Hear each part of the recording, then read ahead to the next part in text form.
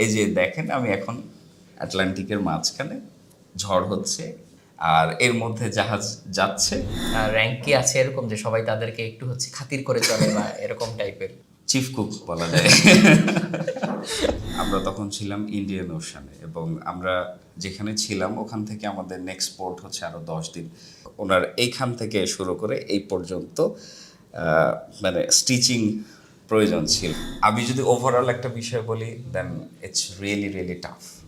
তা এটা আমার চিন্তার বাইরে যে জাহাজে ওয়াইফাই নাই বা জাহাজে স্যাটেলাইট ফোন নাই, আমি বাসায় ফোন করতে পারতেছি না। 8টা 5টার যে লাইফ ওখান থেকে বের হয়ে, হ্যাঁ আপনি ডিফারেন্ট কিছু চান then you are most welcome. এই আর কি।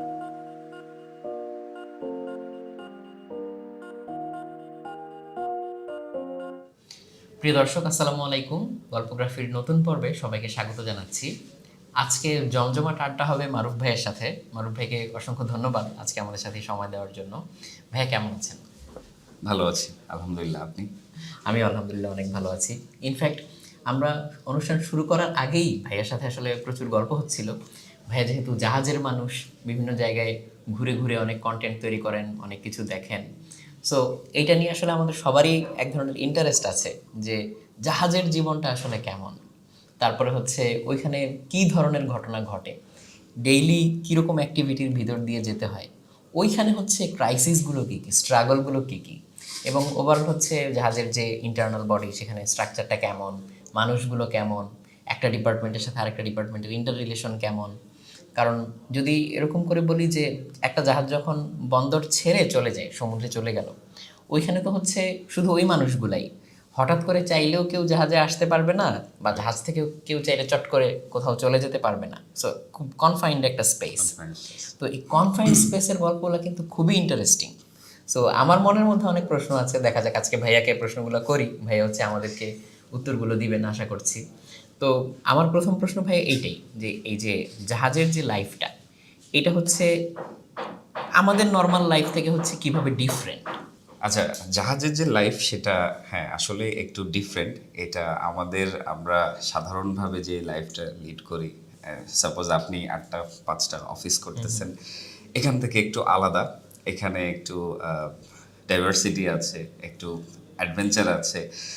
তবে আসলে প্রত্যেকটা লাইফে কিছু পজিটিভ সাইড আছে আর অবভিয়াসলি কিছু নেগেটিভ আছে। তো এখানে আমি জাহাজের লাইফটাকে এজন্যই আলাদা বলবো যে এইখানে আহ, মানে আপনি আসলে স্টেবল না একটা জায়গায়, ঠিক আছে? আপনি জাহাজে যাচ্ছেন, প্রত্যেকবার আপনার নতুন নতুন নতুন অফিসার, নতুন ইঞ্জিনিয়ার, আপনি ওনাদের সাথে আপনার ইন্টারাকশন হচ্ছে, আপনার পরিচয় হচ্ছে বিভিন্ন দেশের বিভিন্ন কালচারের মানুষজনের সাথে। সো সেই দিক থেকে আসলে এটা একটু ডিফারেন্ট একটা লাইফ। আর হচ্ছে আরেকটা বিষয় যে অ্যাডভেঞ্চারের কথা, এটা আমি যেটা বললাম যে মানে আমাদের ওই একঘেয়েমি যে ভাবটা, একটা আমি সারা বছর ধরে একটা জব করছি বা বছরের পর বছর একটা জব করছি, থাকে না একটা বিষয়। আসলে এই সমস্ত দিক থেকে আমি যদি চিন্তা করি, হ্যাঁ সমুদ্রের লাইফটা একটু ডিফারেন্ট। এটা একটু আসলে আমাদের আমাদের আমরা যারা ল্যান্ডে থাকি, যেহেতু ল্যান্ড থেকে আমরা অনেকটা দূরে। আর আপনি যেটা বললেন যে কনফাইন্ড স্পেসে অনেক কিছু হয় ইন্টারেস্টিং, আসলে অনেক কিছু হয়। কারণ ঘুরে ফিরে দেখা যাচ্ছে আমরা ওই 20 জন মানুষ একসঙ্গে বা 25 জন মানুষ একসঙ্গে। সো আমাদের অনেক কিছু শেয়ারিংয়ের ব্যাপার, বা এখানে আহ, বলা যায় যে অনেকের সাথে যেটা হয় যে অনেক সময় খুব ভালো আন্ডারস্ট্যান্ডিং হয় না।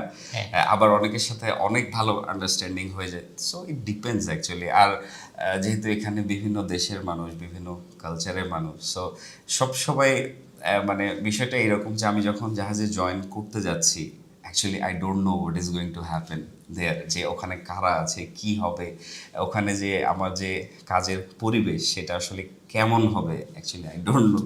সো এখানে এই দিক থেকে বৈচিত্র্য আছে। So it's a bit different life আর কি। এমনিতে যখন ভাই এক একটা ভয়েজে যান, তখন হচ্ছে মোটামুটি অন অ্যান অ্যাভারেজ কত সময় হচ্ছে সমুদ্রে থাকতে হয়?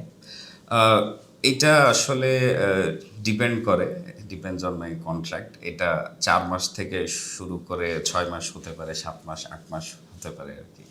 আচ্ছা, 4 থেকে 6 মাস যদি হয় তার মধ্যে কি সিঙ্গেল ভয়েজ থাকে নাকি মাল্টিপল? না, এটা মাল্টিপল থাকে আচ্ছা। বেশিরভাগ ক্ষেত্রে, কারণ এত লং ভয়েজ খুব একটা হয় না। যেমন আমার সব থেকে লং যেটা ছিল ভয়েজ, সেটা হচ্ছে 55 ডেজের, ফ্রম ভেনেজুয়েলা টু চায়না।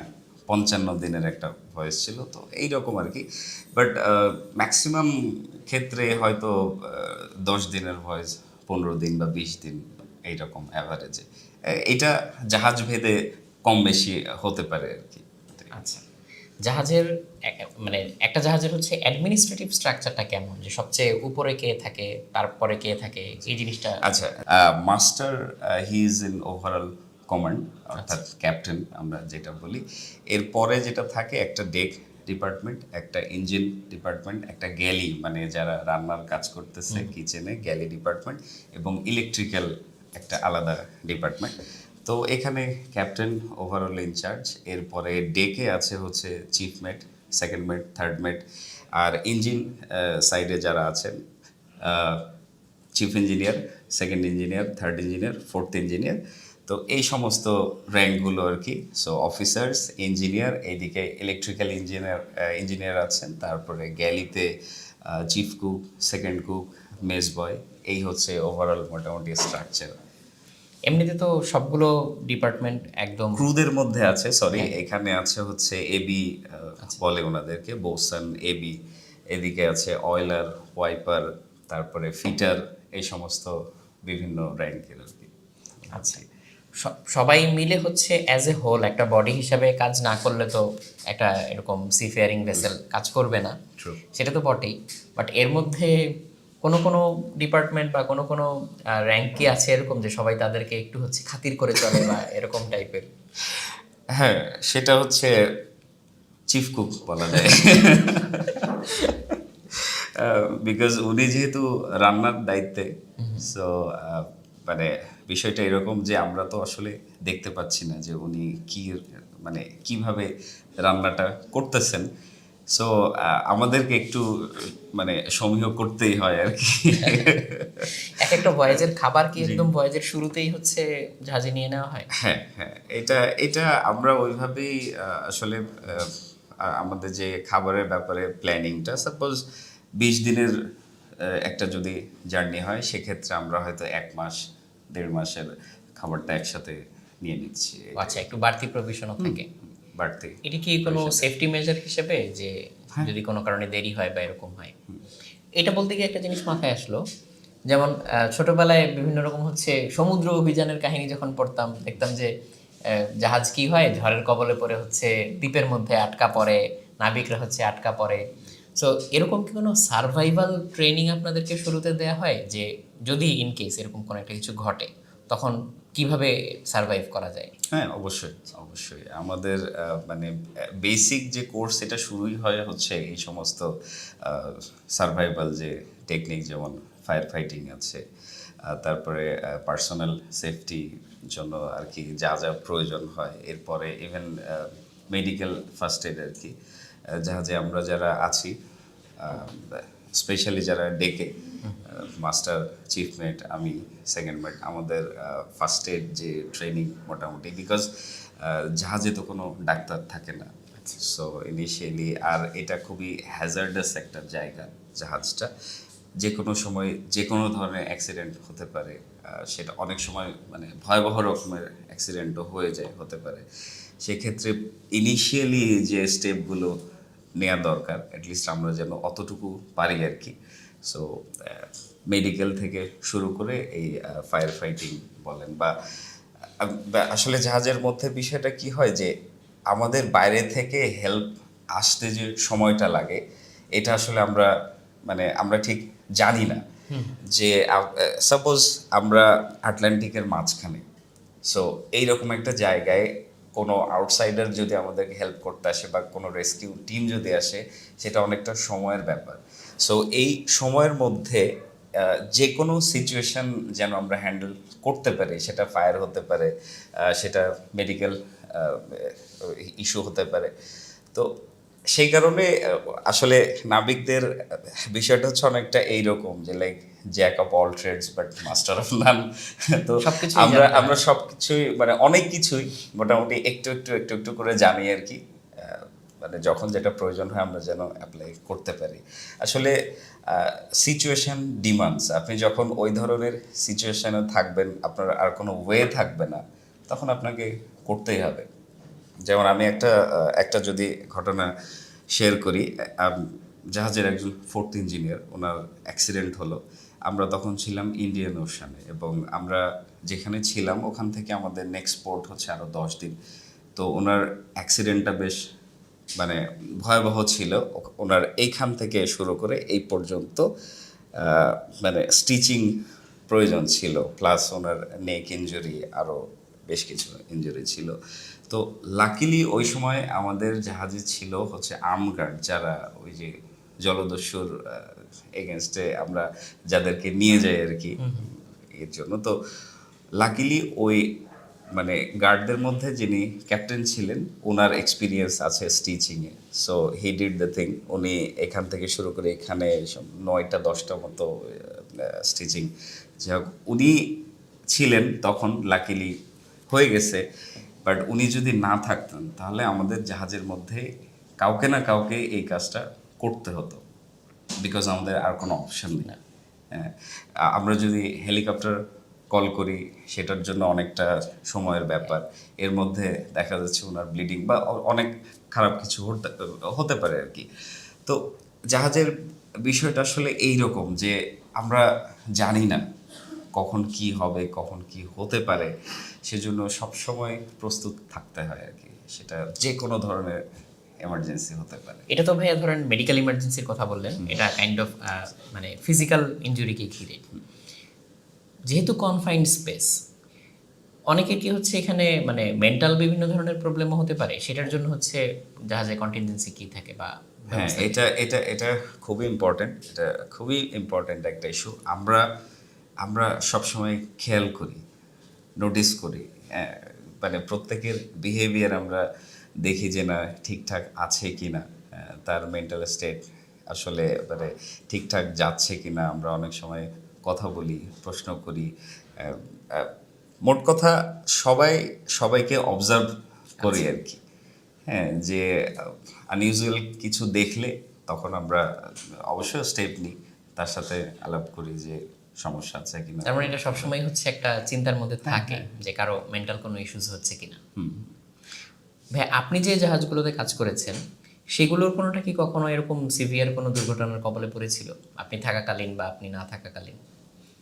না, আমি এইরকম সিভিয়ার খুব বেশি এরকম কিছু পাইনি। জাস্ট একটা ফায়ারের ইনসিডেন্ট ছিল, ওটা খুব বেশি না। বাট না হোক, সেটাই আমরা সবসময় চাই, because safety is always the safety first. জাহাজের ক্ষেত্রে সবসময় প্রত্যেকটা জাহাজে তাতে সামনেই অনেক বড় করে লেখা থাকে সেফটি ফার্স্ট। সো আমরা চেষ্টা করি সবসময় সব ধরনের সেফটি মেনটেন করার। এটা আদারওয়াইজ আলটিমেটলি সাফারার কিন্তু আমরাই। হ্যাঁ। ওই আমরা যারা আছি মাত্র 20 জন 25 জন, আলটিমেটলি কোনো কিছু হলে জাস্ট আমরাই। আর একটা বিষয় কি যে জাহাজে যখন কিছু হয়, যদি কোনো অ্যাক্সিডেন্ট হয়, মানে অনেক ঘুরে ব্লেমটা কিন্তু আমাদের উপরে আসে। এবং এটা এটা অবশ্য মানে প্রুভড যে যখন কোনো অ্যাক্সিডেন্ট হয় তার বেশিরভাগ ক্ষেত্রেই সেটা কিন্তু হিউম্যান এররই থাকে। হ্যাঁ, হয়তো খুব অল্প কিছু ক্ষেত্রে সেটা অন্য কোনো ইস্যু হতে পারে, বাট ম্যাক্সিমাম ক্ষেত্রে সেটা হিউম্যান এরর। অনেক ধরনের তো হচ্ছে মানে জাহাজের অ্যাক্টিভিটি থাকতে পারে, যেমন কিছু হয়তো রিসার্চ ভেসেল, তারা হচ্ছে বিভিন্ন জায়গায় গিয়ে হয়তো মেরিন লাইফ রিসার্চ করে, কিছু হয়তো কার্গো হল করে, বা কিছু হয়তো বিভিন্ন রকম এইড দেয় বিভিন্ন জায়গায়। তো এগুলোর মধ্যে মানে কোনগুলো হচ্ছে বেশি রিস্কি মনে হয়? যেমন আমরা খবরে মাঝে মধ্যে হচ্ছে অয়েল ট্যাঙ্কার বিস্ফোরণের খবর দেখি, বা তেল সমুদ্রে ছড়িয়ে যাচ্ছে, পরিবেশ বিপর্যয়। তো এই ব্যাপারে আপনার এক্সপিরিয়েন্স কেমন? আপনি যদি রিস্কের কথা বলেন তাহলে আমি এই যে আপনি যেটা বললেন oil tanker very risky, gas ট্যাঙ্কারগুলো আছে, কেমিক্যাল ট্যাঙ্কার আছে, এগুলো বেশ রিস্কি। মোট কথা যারা লিকুইড মানে আসলে জাহাজ তো সবই রিস্কি, এটা একটা রিস্কি প্রফেশন, বাট এর মধ্যে যদি বলি তাহলে অয়েল ট্যাঙ্কার, গ্যাস ট্যাঙ্কার এগুলো বেশ রিস্কি জাহাজ। এগুলোতে মানে সেফটির ব্যাপারে এখানে এখানে কোনো ছাড় নেই। আসলে অন্যান্য জাহাজের বিষয় আলাদা, but gas career, oil tanker এগুলোতে সবসময় সেফটির জায়গাটা, সেফটি মার্জিনটা একটু বেশি আর কি। ভাই আপনি তো জাহাজে ঘুরে ঘুরে বিভিন্ন রকম কন্টেন্ট বানান, তার মধ্যে একটার কথা আমার বিশেষভাবে মনে পড়ছে। সো ওইখানে হচ্ছে আপনি পাইরেটদেরকে নিয়ে বলেছেন। তো অ্যাকচুয়ালি হচ্ছে যখন আপনারা এরকম বের হন কোনো একটা ভয়েজে, তখন এই রিস্ক অ্যাসেসমেন্টটা করেন কিভাবে, যে আমরা কি পাইরেট দ্বারা বা জলদস্যু যারা আর কি পাইরেট দ্বারা আক্রান্ত হতে পারি কি না, হলে কীরকম মেজার নেওয়া হবে, বা এই বিষয়গুলোতে আপনার এক্সপিরিয়েন্সগুলো যদি একটু শেয়ার করেন। এটা রিস্ক অ্যাসেসমেন্ট আসলে আমাদেরকে ওইভাবে করতে হয় না। এটা অলরেডি আমাদের ম্যাপে মেনশন থাকেই, যে যেমন হাই রিস্ক এরিয়া। যদিও এখন সোমালিয়ার যে ওই যে গালফ অফ এডেনের যে এরিয়াটা, ওইটা ওইটা হাই রিস্ক এরিয়া হিসেবে রেড মার্ক ছিল, বাট এখন কিন্তু এখনো নাই। আচ্ছা। এটা হচ্ছে এই তো এই বছরের শুরু থেকেই এটা এখন আর হাই রিস্ক এরিয়ার মধ্যে নাই, বিকজ ওই যে অতিরিক্ত সেফটির কারণে, বা প্রত্যেকটা জাহাজই এখন মোটামুটি ওইদিকে যখন যায়, গালফ অফ এডেনে যখন যায়, তখন গার্ডস থাকে আর কি জাহাজে। সো এখন ওই গালফ অফ এডেন, সোমালিয়া এই সমস্ত এরিয়ায় এখন অনেকটাই সেফ, যার কারণে ওই আগের যে ভীতিটা জলদস্যু কি হবে না হবে এই এই বিষয়ে আসলে খুব একটা নাই এখন। আলহামদুলিল্লাহ উই আর সেফ, এইটুকু বলা যায়। তারপরেও যেমন সিঙ্গাপুর, মালাক্কা স্ট্রেট এইদিকে এখনো রিস্ক আছে, যদিও সিঙ্গাপুর স্টেট এবং মালাক্কা স্টেটে কিন্তু প্রচুর জাহাজ, বাট এর মাঝখানেও আসলে জলদস্যু যেমন সোমালিয়ানরা করে কি, ওরা তো জাহাজগুলো নিয়ে যায় ওদের দেশে, বাট সিঙ্গাপুর পুরো স্টেটে আস্ত জাহাজ hijack করে নিয়ে যায়? পুরো জাহাজ হাইজ্যাক করে ওরা নিয়ে যায়। মানে ওরা ওরা কি অস্ত্র মানে হেভি অস্ত্র শস্ত্র নিয়ে আসে? অবশ্যই, হ্যাঁ। ওরা ওরা হচ্ছে ফাস্ট বোট, প্লাস ওদের কাছে অস্ত্র থাকে, বিশাল ল্যাডার থাকে। সেই ল্যাডার তারা জাহাজে আটকাবে, দেন একবার তারা যদি জাহাজে উঠে যায়, দেন প্রবলেম, তারা নিয়ে যাবে। তারপরে জাহাজ নিয়ে যাওয়ার পরে তখন একটা মোটা অঙ্কের মুক্তিপণ দিয়ে তখন জাহাজটা নিয়ে আসতে হয়। এটা এক ধরনের হয়। আবার অনেকেই এইরকম করে যে মানে সামহাও ডাকাতি যেটা হয় আর কি, জাহাজে উঠে ইনস্ট্যান্ট যা আছে সেটা নিয়ে মানে বের হয়ে যাবে, এই ধরনের। তো রিস্ক আছে, সবখানেই থাকে। এটা এটা আসলে মানে বলা খুব মুশকিল যে কখন কি হয় না হয়, বাট আমরা আসলে জানি যে এই সমস্ত এরিয়ায় এগুলো হতে পারে। তো আমরা সেই হিসাবে সতর্ক থাকি আর কি সবসময়। আমার একটা জিনিস মনে পড়ছে, 3Dতে লাইফ অফ পাই মুভি দেখতে গিয়েছিলাম। তো এখানে হচ্ছে একটা জাহাজ থাকে, ওই জাহাজটা হচ্ছে ভয়ঙ্কর একটা ঝড়ের কবলে পড়ে। আচ্ছা। তো 3Dতে যেহেতু দেখছি, আমার কাছে মনে হচ্ছিল যে মানে পানি এইভাবে এইভাবে আসলো, এরকম একটা সাফোকেটিং অনুভূতি। তখন আমি মনে করেছিলাম যে জীবনে আর যাই করি কখনো জাহাজে উঠবো না, কারণ মানে ভীতিকর একটা পরিস্থিতি আর কি। তো এরকম ঝড়ের কি কোনো অভিজ্ঞতা আছে ভাই আপনার? আছে, ঝড়ের অভিজ্ঞতা আছে। ইনফ্যাক্ট আমার যে ভিডিও মানে যে বানানোটা, এটা আসলে একটা ঝড় থেকেই শুরু। আমি আমি তো আসলে এই ফেসবুকে ভিডিও বানানোর কোনো প্ল্যান এরকম আমার কখনোই ছিল না, বাট আমাদের একটা বিষয় হচ্ছে যে সমুদ্রের যে লাইফটা, এটা তো আসলে সাধারণ মানুষ দেখতে পায় না ওইভাবে। তো স্বাভাবিকভাবে অনেক প্রশ্ন মানুষের মনে, যেমন আপনারও আছে প্রশ্ন, আপনি প্রশ্ন করতেছেন। সো আমরা যখন দেশে আসি তখন এই রকম বিভিন্ন ধরনের প্রশ্ন করে মানুষজন যে কি হয় না হয় সে। তো তার মধ্যে একটা খুব কমন প্রশ্ন হচ্ছে যে সমুদ্রে যখন ঝড় হয় তখন আসলে কি করেন আপনারা। তো এই একদিন সাউথ আটলান্টিকের মাঝামাঝি মোটামুটি আমরা তখন বেশ একটা ভালো রকমের ঝড় আসলো। তো সেদিন আমার মাথায় আসলো, আচ্ছা এখন ঝড় হচ্ছে, আমি একটা ভিডিও করি। জাস্ট আমি সেদিন একটা ভিডিও করছিলাম যে এই যে দেখেন আমি এখন আটলান্টিকের মাঝখানে, ঝড় হচ্ছে, এইরকম এইরকম হচ্ছে উইন্ড স্পিড এখানে, এই হচ্ছে ওয়েদার। আর এর মধ্যে জাহাজ যাচ্ছে, এই যে জাহাজ মানে ঝড়ও হচ্ছে, জাহাজ আমরা এর মধ্যে দিয়েই যাচ্ছি। সো অ্যাকচুয়ালি ওইরকম কিছু হয় না। হ্যাঁ, আমরা এখন ঝড়ের মধ্যে আছি। সো এখানে তো আমাদের আর ওইরকম কিছু, হ্যাঁ আমাদের কিছু লাইক টেকনিক্স আছে। ঝড়ের মধ্যে পড়লে জাহাজ কেমনে কি করা হয়, সেটা সেটা ডিফারেন্ট, আমি ওইদিকে না যাই। তো আমার যেটা বলার উদ্দেশ্য যে এই ঝড়ের মধ্যে পড়েই আমি আসলে প্রথম ভিডিওটা বানাই এবং আমার যে পার্সোনাল আইডিয়া আমি সেখানে পোস্ট করি। তারপর হঠাৎ দেখি যে অনেক মানুষ সেখানে আহ, দেখছেন আর কি ভিডিওটা। তো এই হচ্ছে এই ঝড়ের এক্সপিরিয়েন্স দেখানোর পরেই সাডেনলি হিউজ রেসপন্স। তখন আস্তে আস্তে প্ল্যান আসে মাথায়, আচ্ছা okay I can do this, যে হয়তো মানুষের আগ্রহ আছে অনেক। আমি সেজন্য তারপর থেকে যেটা স্টার্ট করি যে সাধারণ মানুষের যেটা প্রশ্ন, একেবারে সাধারণ মানুষের, আমি জাস্ট আমার ভিডিওর মধ্যে আমি একটা একটা দুইটা করে মানে সেই প্রশ্নগুলো যে উত্তর সেটা দেওয়ার চেষ্টা করি। এভাবে তখন আস্তে আস্তে আস্তে আস্তে আর কি আমার ফেসবুকের পেজটা গ্রো করে। এই হচ্ছে এক্সপিরিয়েন্স। তবে হ্যাঁ, খুব বড় যে ঝড়গুলো যখন ওয়ার্নিং থাকে আমাদের, আমরা আসলে ঝড়ের মধ্যে ওভাবে যাই না, যেহেতু সমুদ্র অনেক বড় একটা জায়গা। So we have other options. আমরা অনেক সময় হচ্ছে স্পিড বাড়াই দেই, বা অনেক সময় আমাদের যে রুট সেটা চেঞ্জ করি। হ্যাঁ, তারপরে আরও আরও যদি বলি যে রিডিউস হয় অনেক সময় স্পিড, যে আমরা আমরা আসলে ওটা হিসাব করি যে আচ্ছা আমরা আজকে এখানে আছি, সাইক্লোনটা বা যেটা হচ্ছে টাইফুন সেটা এখানে, ঠিক আছে, একদিন পরে সেটা যাবে এইরকম একটা অবস্থানে। সো আমরা এদিক দিয়ে পাস করে যাই, এই ধরনের কিছু আহ, হিসাব নিকাশ আছে আর কি।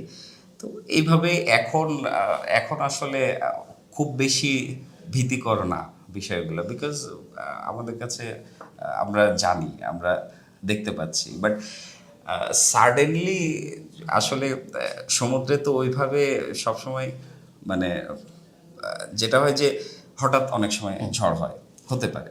তো এইরকম হঠাৎ যদি আসলে পড়ি, মানে আমি আমি যেটা বলতে যাচ্ছি যে সাডেনলি যদি আমরা কোনো আহ, ঝড়ের মধ্যে পড়ি, আসলে এইটা জাহাজের যে সাইজ সেটার ওপরে অনেক সময় এই বিষয়টা থাকে যে, যেমন আমি যেই জাহাজে আছি সেটা হচ্ছে অনেক বড় জাহাজ, ভিএলসিসি। সো হালকা একটু ঝড়ে আলহামদুলিল্লাহ এই জাহাজের ওই রকম কিছু হয় না। বাট যদি একটা ছোট জাহাজ হয় লাইক 100 মিটার, 80 মিটার, 150 মিটার, এই জাহাজগুলোতে যেটা হবে যে রোলিং পিচিং হয় প্রচুর। বাট বড় জাহাজগুলো মানে মোটামুটি সেফ আর কি সমুদ্রে, আলহামদুলিল্লাহ। খুব বেশি ঝড় না হলে আসলে আমাদের খুব একটা প্রবলেম হয় না। মানে আমি যে যেই জাহাজে ছিলাম আর কি, এটাই। আর এমনি ছোটোখাটো টুকটাক এটা সেটা আসলে ওয়েদার রাফ, এটা হতেই পারে, এটার সাথে আমরা অভ্যস্ত, অলরেডি আমরা অভ্যস্ত। সো আমরা খুব একটা ভয় পাই না। বাট বড় ধরনের টাইফুন বা সাইক্লোন যখন ওয়ার্নিং থাকে, আমরা তখন সেটা অ্যাভয়েড করি, ইজ দ্য থিং।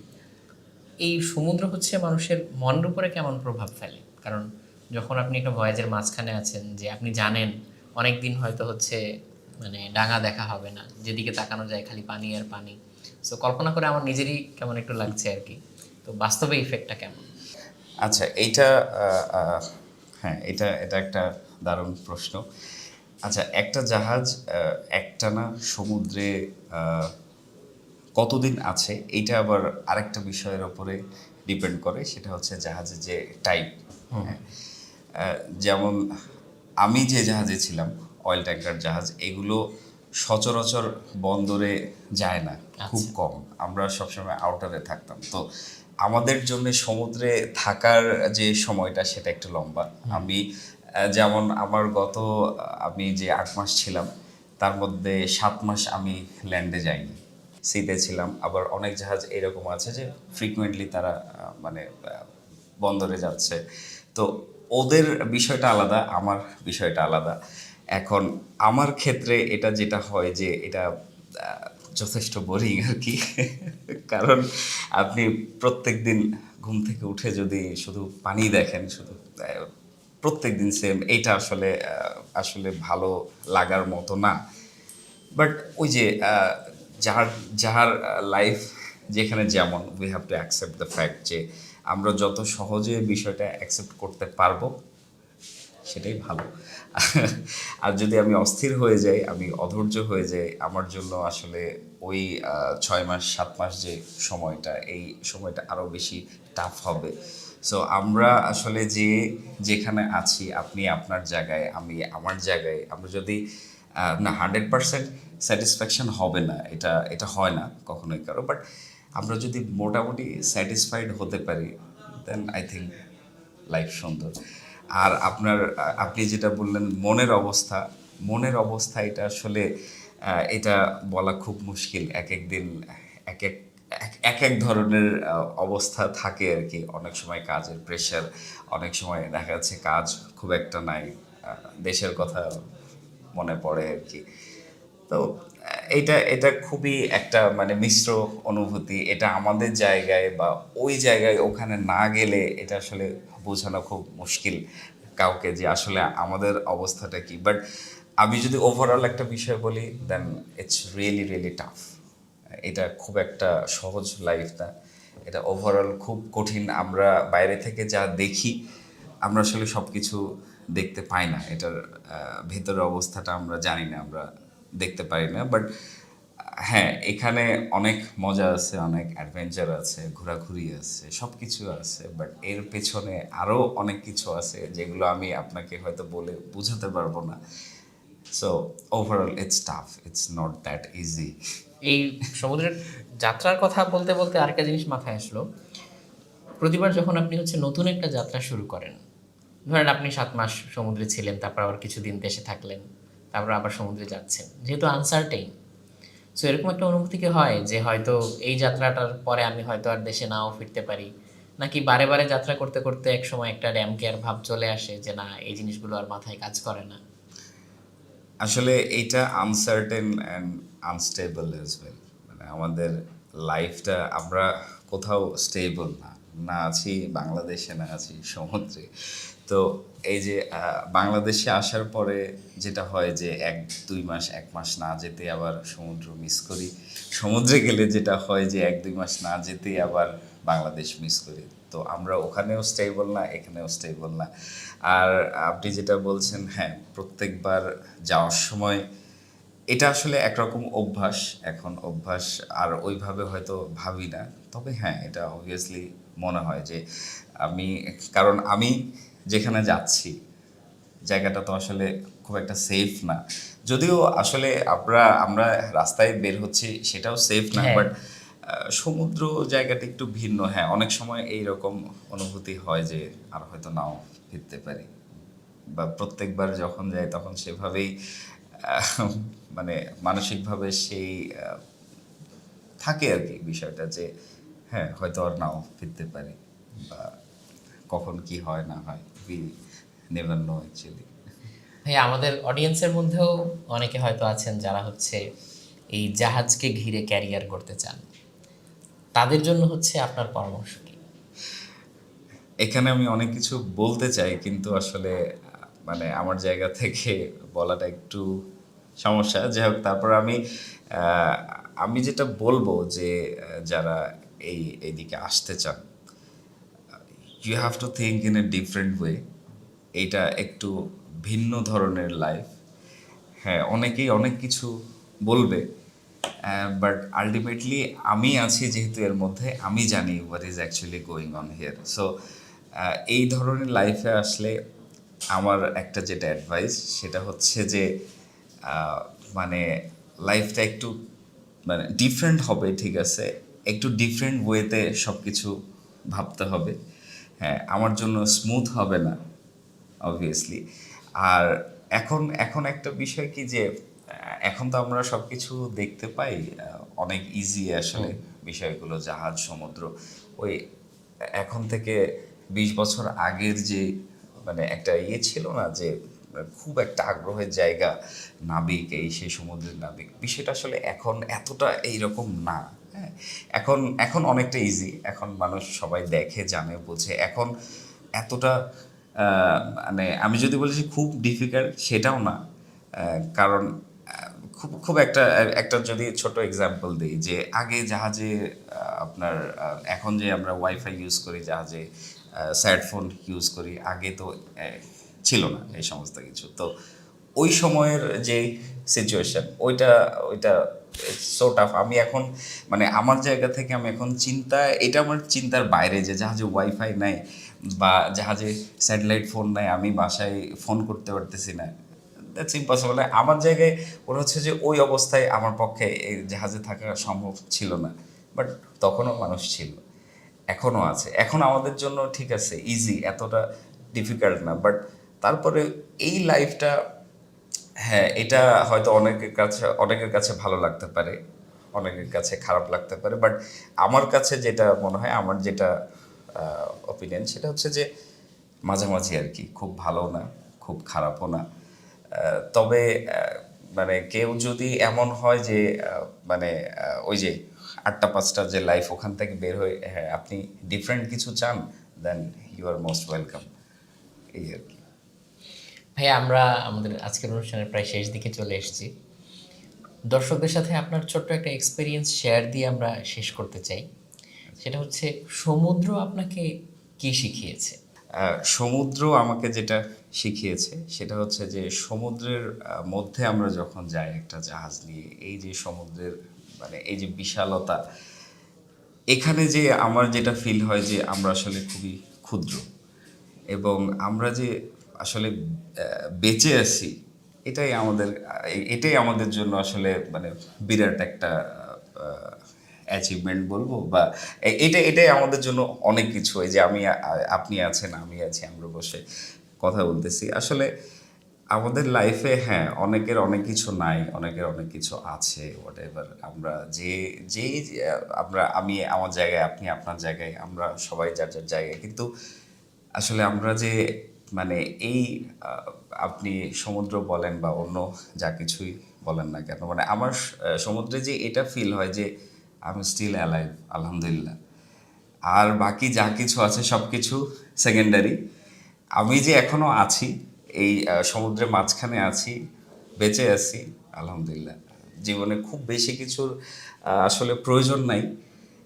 আমাদের মানে আমাদের আমরা যার যার জায়গায় যদি আমরা একটু হ্যাপি থাকতে পারি, আমরা যদি এতটুকু অ্যাকসেপ্ট করতে পারি যে না, আলহামদুলিল্লাহ বেঁচে আছি, ভালো আছি, দ্যাটস অল। মানে সমুদ্র আমাকে এটাই শিখিয়েছে যে খুব বেশি প্রয়োজন নাই জীবনে, কারণ আমরা আসলে খুবই ক্ষুদ্র। অনেক মানে অনেক প্রোফাউন্ড একটা অনুভূতি আর কি। তো প্রিয় দর্শক, আসলে এরপর আর কিছু বলার থাকে না, আমরা অনুষ্ঠানটা এখনই শেষ করতে যাচ্ছি। তো মারুফ ভাইকে অসংখ্য ধন্যবাদ আমাদের সাথে এই সময়টুকু দেওয়ার জন্য ভাইয়া, বিভিন্ন রকম ব্যস্ততার মধ্যেও। এবং ভাইয়া আশা করি সামনে আপনার সাথে আমরা আরও কিছু কাজ করতে পারবো, আরও কিছু কোলাবোরেশন করতে পারবো, আরও গল্প করতে পারবো। একদিনে তো আসলে হচ্ছে সব গল্প করে শেষ করা যায় না, আমার মনে হয় আসলে আরও অনেক ধরনের প্রশ্ন ছিল। তো ইনশাল্লাহ আশা করছি ভাইয়ের সাথে আবারও দেখা হবে। অবশ্যই, এবং আপনাকে অসংখ্য ধন্যবাদ। যারা দেখছেন সবাইকে অনেক অনেক ধন্যবাদ, এবং রকমারি এবং গল্পগ্রাফি আপনাদের সবাইকে অনেক অনেক ধন্যবাদ। Thank you. প্রিয় দর্শক, আজকে আপনাদের থেকে বিদায় নিয়ে নিচ্ছি। ইনশাল্লাহ আগামী পর্বে আবার দেখা হবে। আসসালামু আলাইকুম।